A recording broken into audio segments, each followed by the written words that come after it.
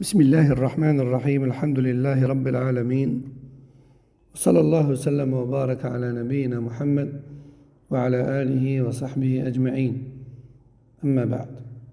Nous allons aborder dans ce nouveau numéro quelques nouvelles questions en rapport avec Salat al-Jumu'ah. Première question, est-ce que la charia exige qu'un seul et même imam effectue le discours de l'Jumu'ah plus la prière de l'Jumu'ah? Réponse, non, ce n'est pas une obligation. Et tel est l'avis de l'Hanafiyya, Hanabila, et à notre époque Ibn Baz, Ibn Uthaymin, rahimahumullah. Pourquoi? Tout d'abord parce que la prière et le discours sont deux actions différentes. Donc, deux personnes différentes peuvent très bien s'en occuper. De plus, il n'y a pas de preuve qui exige cela, comme stipulé par Cheikh Ibn Baz rahimahullah dans ses fatawa. Question suivante, combien de raka'at comporte Salat al-Jumu'ah? Réponse, 2 raka'at seulement. Et ce, selon l'unanimité des savants et des imams de la Ummah, comme stipulé par Ibn al-Mundhir, Ibn Hazm al-Kasani, Ibn Rushd, Ibn Qudama al-Nawawi et Ibn Juzay, rahimahumullah. Question suivante, qu'est-il recommandé de réciter comme sourate dans Salat al-Jumu'ah? Eh bien, 2 sunnahs sont rapportés à ce sujet. Tout d'abord, il est rapporté que l'on peut, de manière recommandée, bien sûr toujours, réciter Surat al-Jumu'ah dans la première et le Munafiqun dans la deuxième, comme rapporté par Abu Huraira, radiyallahu anhu dans Sahih Muslim. Et les 4 écoles juridiques sont unanimes là-dessus. Ou encore, réciter Surat al-A'la dans la première et le Ghashiyah dans la deuxième, comme tel est l'avis de l'Hanafiyya, al-Malikiyya, al-Hanabila.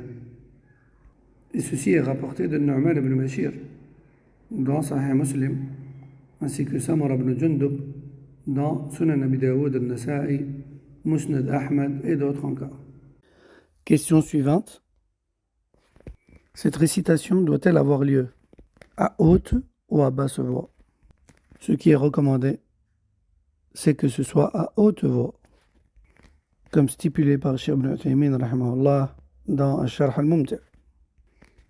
Car ceci est une prière de grand rassemblement. Tout le monde doit donc entendre la récitation et l'exhortation qui s'y trouve.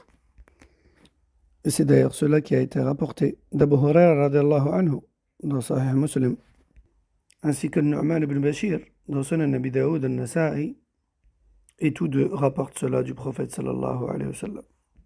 De plus, il y a consensus là-dessus, comme stipulé par Ibn Hazm al-Kasani, Ibn Qudama al-Nawawi et Ibn Juzay. Question suivante, qui concerne surtout les fidèles cette fois-ci.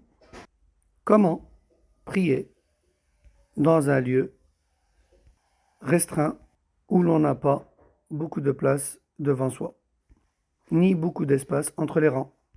Dans ce cas, nous pouvons nous prosterner sur les fidèles qui sont devant nous. D'ailleurs, cela englobe tout type de prière, en groupe. Et tel est l'avis de l'Hanafiyya, le Shafi'iyya et le Hanabila, ainsi que Ashhab parmi le Malikiyya. C'est également l'avis de Zahiriyya. Il y a même un consensus rapporté à ce sujet, comme stipulé par Ibn Qudama dans Al-Mughni, car cela est rapporté de Umar, radiyallahu anhu.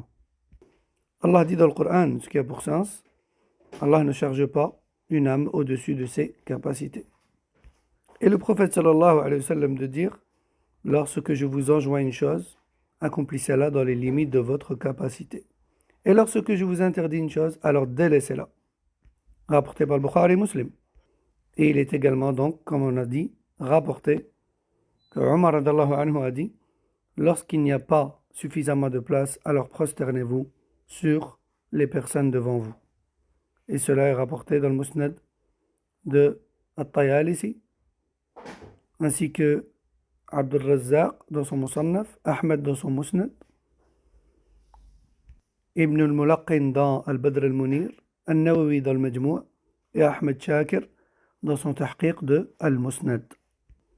Ainsi, nous tirons comme règle de la charia que toute prescription obligatoire, difficile à accomplir, est valide dès lors où la personne fait son maximum. Et Allah ne charge personne au-dessus de ses capacités.